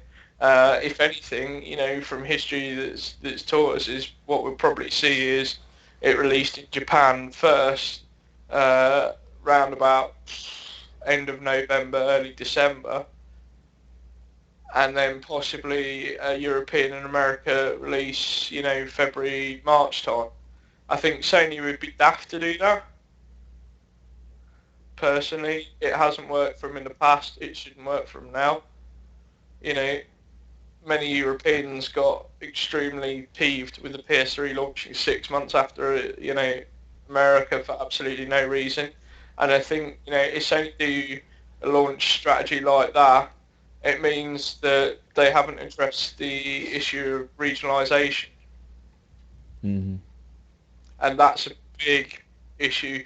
because that article that I wrote about what Sony need to do in 2013, there are certain things that they do need to make sure that they get spot on. And with the Orbis, they need to eliminate this regionalisation issue. Because at the moment, there's a massive divide between gamers in Europe, America, and Japan. Yeah. And it does cause problems. Well, I think you'll probably see some resolution between Europe and U.S. I doubt we'll ever see anything between the Japanese and us. They're a completely unique gaming style. The games that they release, it's. Yeah, but here's the thing, right? And I often question, publishers on Twitter and never get an answer for this. Is that, and I certainly question Sony Europe for this, which is, people will ask about Japanese games and if they're getting released over here in the West. And what you'll find is you'll get a response from the developer or publisher saying, well, we're not releasing it because we don't think it will sell. That's such a frustrating attitude to take, because it's a case of, well, how do you know if it's going to sell if you don't bother to release it? Surely, if you're worried about the cost of releasing it, like logistics, production, and so on, there are other alternatives, such as releasing it digitally via the PSN store. Yeah, but I mean that's a line that they can't cross as easily, because we're running into, again, they've got to go with different ratings depending on, it's got to go through that process again. And we talked about this before. It's not so easy to just say, well, we've already made some Japanese copies, let's put them in English and send them to Europe. But why is it not an issue for the likes of EA and Activision to publish games in the East, but it's an issue for Eastern developers and publishers to well, maybe their reach and their process isn't as developed as an EA. I mean, you're those are giants. Yeah, but you have Japanese giants as well. I see what you're saying about playing devil's advocate. Well, yeah, and that's all I'm doing there. I mean, I just try to answer it from the standpoint as, like, I can clearly see as a gamer, from someone that used to play on Japanese versions of Home and used to log into Japanese servers and stuff like that, through Tokyo, Japan, all these places. I had accounts. I had, fake accounts. They are completely different in their types of gaming. It's ridiculously different. Not just a little different. It's ridiculous. It's a cultural difference, 100%. I don't know. I mean, in Europe, obviously you play a lot of the same games, and I think, with sales, they're not going to ignore Europe as much this time around. I guarantee that. But I do think that there'll always be a separation between Japan and the rest of the world. It just seems interesting that it's something that only seems to really apply to Sony, because you'd look at something like XBLA and, okay, well, I get, that certain applications and stuff, like, for example, Xbox in the UK is not going to get Hulu Plus because it's not available outside of the US. I get that. Mm-hmm. I really do. But, when it comes to games, in terms of that, they're able to simultaneously release things digitally and software updates simultaneously within all regions. So why is it not an issue for Microsoft, but it's an issue for someone like Sony? That's something they really need to sort out with Orbis. You can't have that, and especially with some of the OS stuff that we've discussed today, they can't afford to do that. They can't afford to have that broken regionalisation system in place. Well, I mean, obviously there's some reason it's there. I don't think they'd force it upon themselves if it wasn't extremely necessary, and money's going to drive everything. If it was an easy monetary thing, they would do it. They would do it if they knew that they could sell them and make money. Either they legitimately believe they can't sell them in these other regions, or there is something that's preventing that we maybe don't know about. So to come back to your question, which you asked me a little bit earlier, and because something like this is never easy to just talk about, no. And make things, you do have to consider all possible angles and, you know, what's rumour, what's realistic fact, you know, what's logical fact, and so on. To answer your question, would I stump up for the money for it as a system and so on? Yeah, I would. I mean, even with my concerns, you know, about certain areas, I still think the Orbis is going to be a fantastic bit of kit. That's not looking from it as a Sony fanboy. That's not looking as somebody who's owned the systems. You know, I've got the PS3, I've got the Vita. You know, if you took all that away, I would still look at it as a gaming enthusiast and as an industry person, it's still a product that I would still look at doing it, because when you weigh up everything else that's talked about, the 720 and the, you know, the recently released Wii U, the thing that has the most potential and it's still relatively unknown quantity is the Orbis. Yeah. And I think to rule out, you know, paying £300 to £350 for a brand new console that could potentially revolutionise a lot of what we do going forward, as well as improving on what we do now. Yeah. It's the number one candidate. It's in Sony's hands to lose. You know, I made this point, as I say in the article, that the Orbis is something that Sony need to get right, and in some respects, they've kind of got off to a good footing. You can tell they've got a lot riding on it. You can tell that they've, you know, with all the directions that they're taking, that they want to be an entertainment giant. Yeah. Well, they already are an entertainment, but they want to basically kind of corner every market. And I think that, you know, with everything that we're saying, we know we're PlayStation fanboys and we support this. But one thing that does raise a flag is we've talked about the advertising. If this does become more than a game system, if it does do a lot of all these other things, Sony will need to change their advertising ways. Not to bring back a topic from before, but the other thing is they won't have to convince us. We'll all buy it. They'll have to convince all these other people in the world that it makes a great go-between between your, you know, your TV and your television and you know, your service. And I think, you know, this is the point I was trying to make, that, you know, that Sony, if new hardware is coming even within the next, you know, even if it's not till 2014, they do need to get off to a good footing and get people talking about this. And, you know, they're obviously doing something in that respect, because, you know, when the PS3 came out, there was a lot of negativity about it. But the more and more I see about rumours surrounding Orbis, I see no negativity at all. Yeah. Have you noticed that from everything that we've read?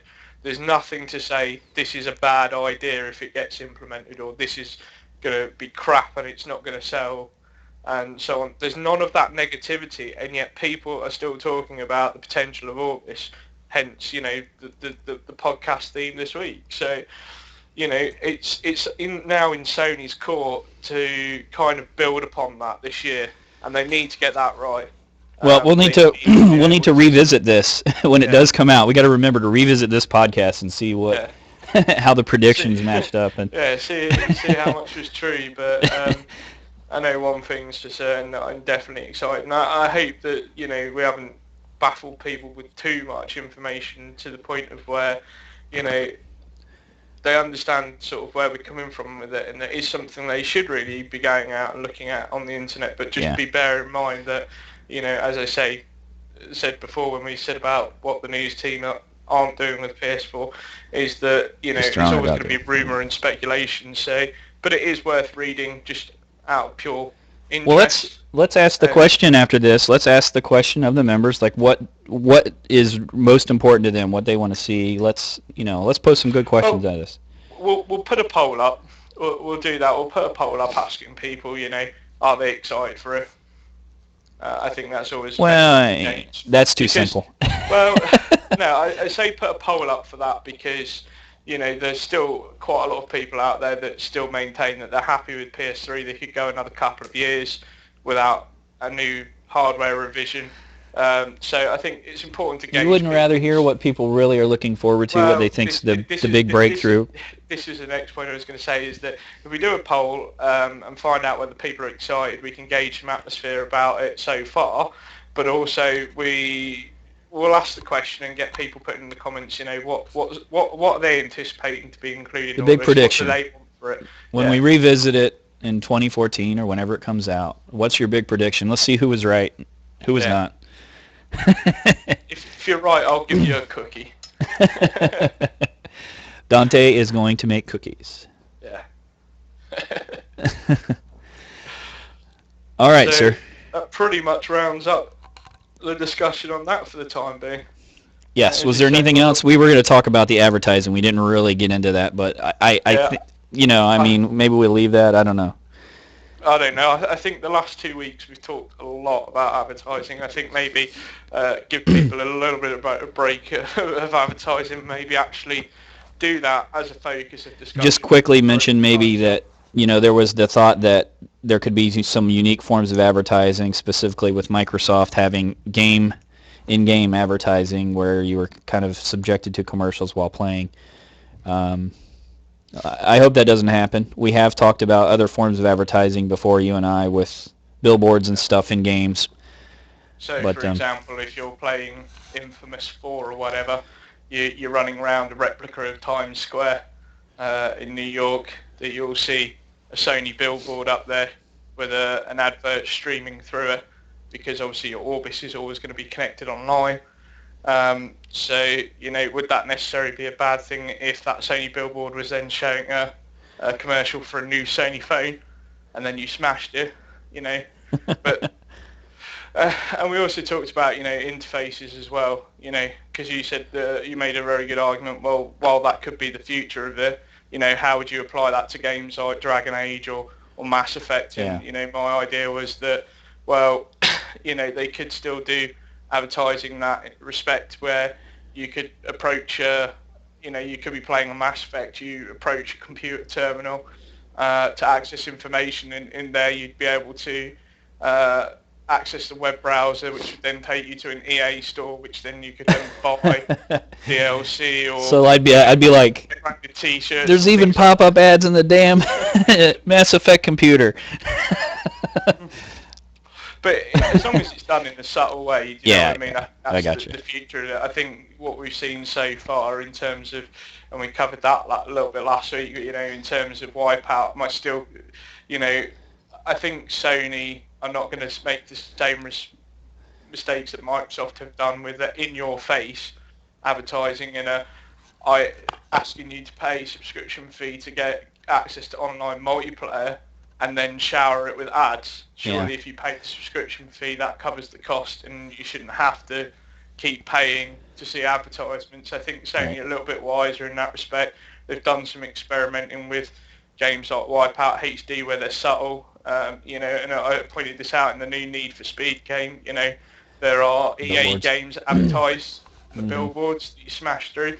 But, my concern is that if you're playing a racing game, you speed past things that you won't necessarily see it or take it on board, and that's not going to attract advertisers as much as or consumers that much unless you do it in a subtle way where you can choose to ignore it. But if it's like, say, the Mass Effect example where you go and use your computer, you can buy DLC from in the game, or you can then go to EA's website, buy a T-shirt, come back out, and no interruption to your game. I see no problem with it, and I think. Or you're riding around in a car in Grand Theft Auto 5, listening to the radio, getting those feeds, live commercials and stuff. I mean, there's a lot of opportunity there. It's just would they put we talked about this. Would they put the cost back to? Would they take off some for the game? Would that help pay for it with the advertising you're subjected to? And we both agree probably not. But if it means that developers can keep making games, Yeah. Help them out. It means they can make better games. They are spending more and more money, aren't they?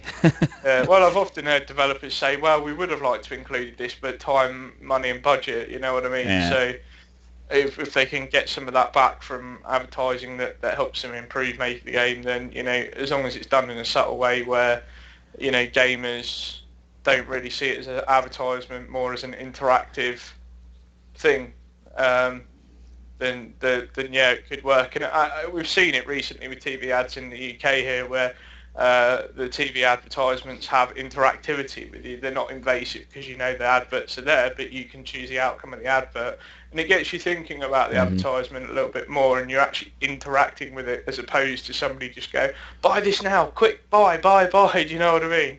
Yeah. And I think, if it's interactive and it's done in a subtle way that it could work, I think, Or they give you some cookies for being subjected to it, like Yeah. Home does, where, you have advertising, you go and play some of the games, you get advertised to, you maybe get, free an t-shirt, name of the game. And an extra skin or outfit or something for a game. And So I Yeah. don't see a problem with that. I think Orbis is probably the best time to experiment with systems, because we talked about this before, that in some respect the graphics has a part to play in that as well, because developers won't compromise that if the quality of the game is lowered because they have to use extra graphics resources and computing power just to produce the advert, they're always going to go with not putting it in.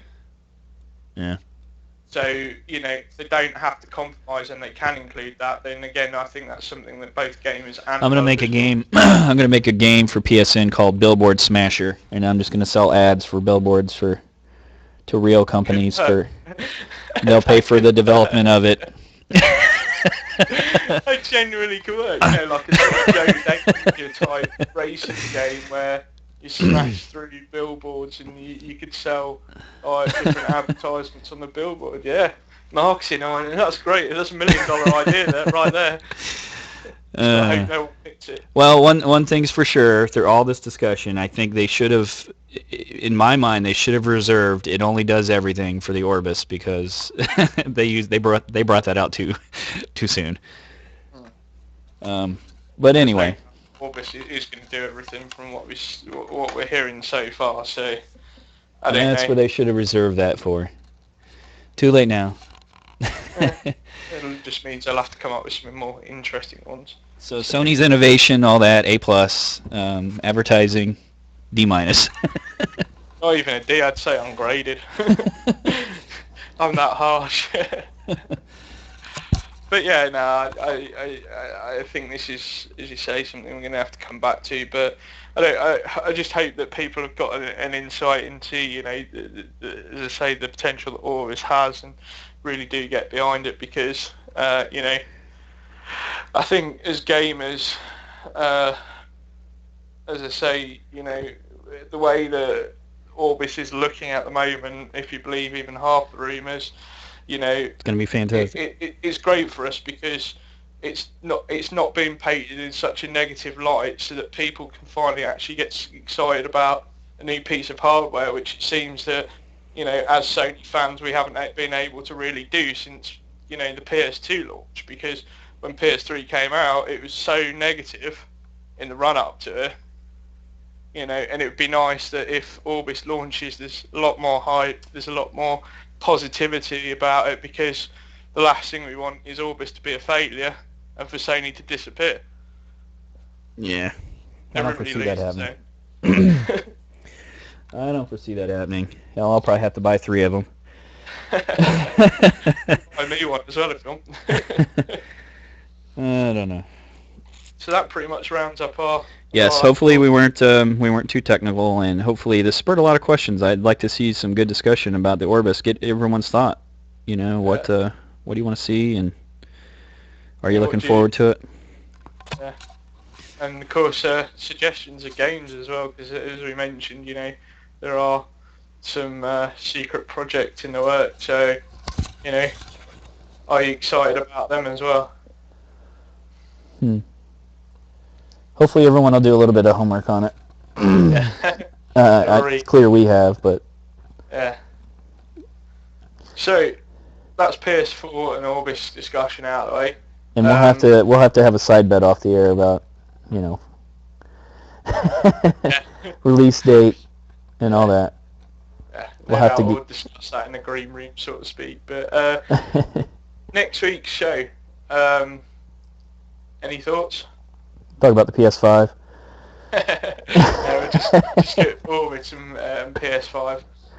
We're not quite sure what we're going to bring you in next week's show, but no doubt if it's anything like the discussion that we've had today, It's bound to be interesting, so I'm actually looking forward to that now. I'll take some ideas for those as well. Yes, indeed. So without further ado, I guess thank you for joining us, and we will see you next Sunday. And we're into our 2-hour mark here, so. Yep. Goodbye, Dante. Thank you for joining us and having such a wealth of information. I might point out that you were, provided me a lot of information to read on the PS4, and I thank you for that too, because I think you found a lot of juicy stuff. So Yeah. thank you for helping me kind of get some background research on that too, so I can form a reliable opinion. And No worries. From a news point of perspective, it's been nice to actually cover it. So, and as I say, do watch this space. News team will be doing some coverage on it, just not quite yet. Awesome. So, till next week. Till next week. Have a great day, and we will see you. Thank you, and goodbye.